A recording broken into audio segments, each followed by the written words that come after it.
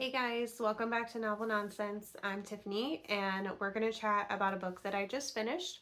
I did an ARC read for Marlee Monroe for her book She Who Broke the Covenant, and I gave it 5 out of 5 on Goodreads. Would have given it more if I could have. So this is a historical fantasy. We're following our FMC Estrada. I think that's how you pronounce her name, Marlee. I'm sorry if I completely butchered that. But we are following her story, and she is essentially being raised to be the next queen to marry King Charles.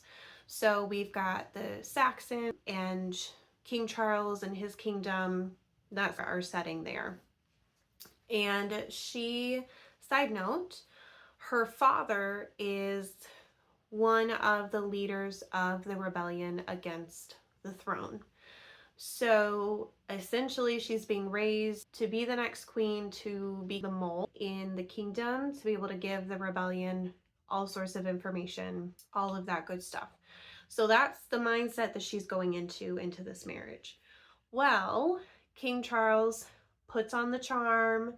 He's very funny, he's very charming, and surprise, surprise, she falls in love with him. And we get to see some of their relationship start to build. Everything's feeling great, and she's feeling a little bit torn on, does she continue to give her father information, support the rebellion? But if she does that, she's betraying the man that she loves, and so she does feel very torn, and you get to experience her dilemma there. We quickly realize in their marriage it's not all rainbows and butterflies. We start to see a side of Charles that other people don't fully see. I think a lot of people at the court suspect some of his anger. They know that he has mistresses and sleeping with other women outside of his marriage. He's done this with other queens.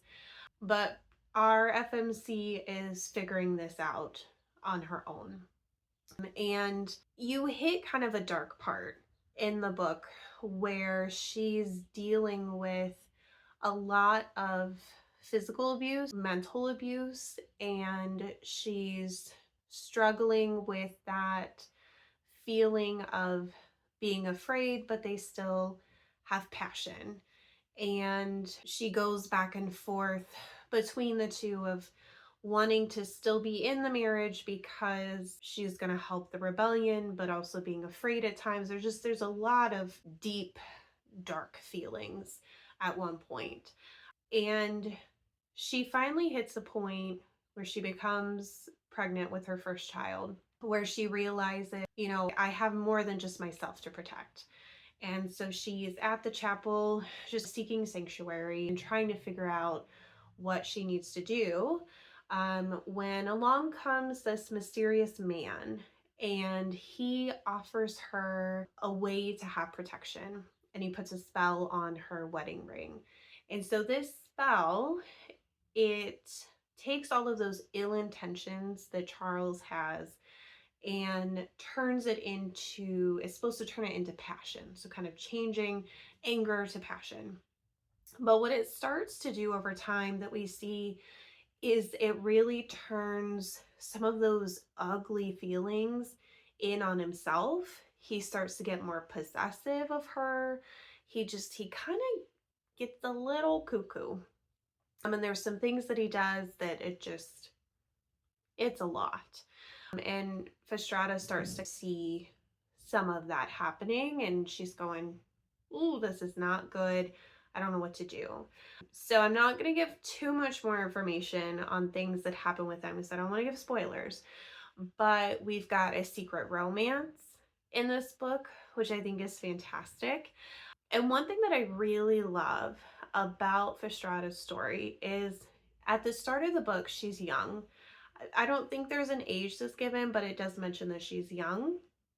She gets married, some stuff happens, and then it skips forward 6 years later.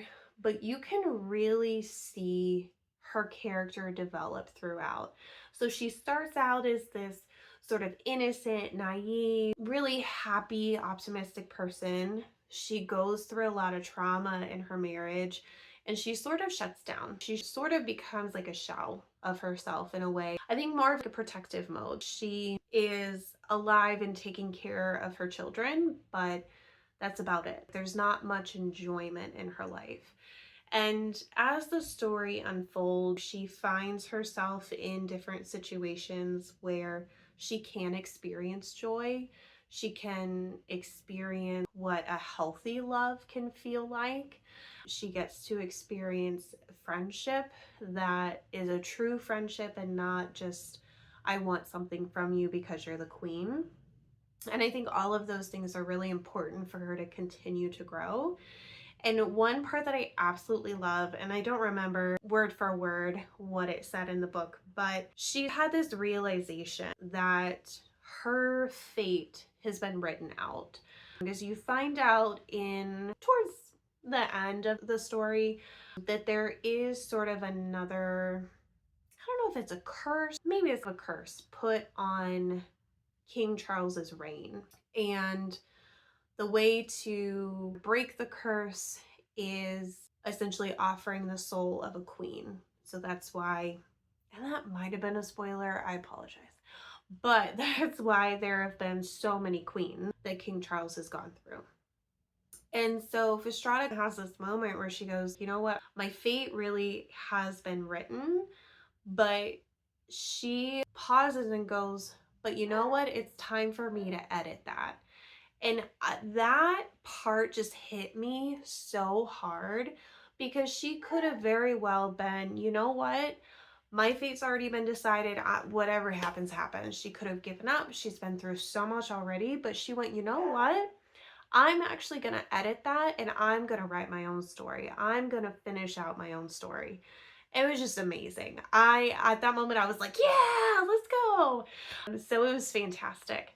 And then the ending, Marley, the ending of this book, I had a moment where I got to the end and I went, I beg your pardon?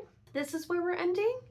So it does end on a cliffhanger, and especially the last chapter, so much happened. I mean, I'm flying through it. I don't know about you guys, but when I hit really intense chapters or parts of a book, I'm flying through it. I'm reading fast. I'm just devouring every word. And that's how it was during that last chapter, because there's so much happening.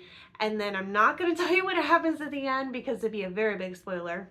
But I need the second book like yesterday. I need the second book because I need to know what happens to our lovely queen. So, recap, 10 out of 10, 20 out of 10. I definitely recommend this. It was fantastic. So, definitely check it out. The book did release this month, so it is available to order. Please go check it out, read it. It was fantastic.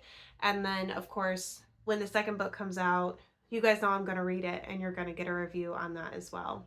All right, thank you guys so much. We'll chat with you later.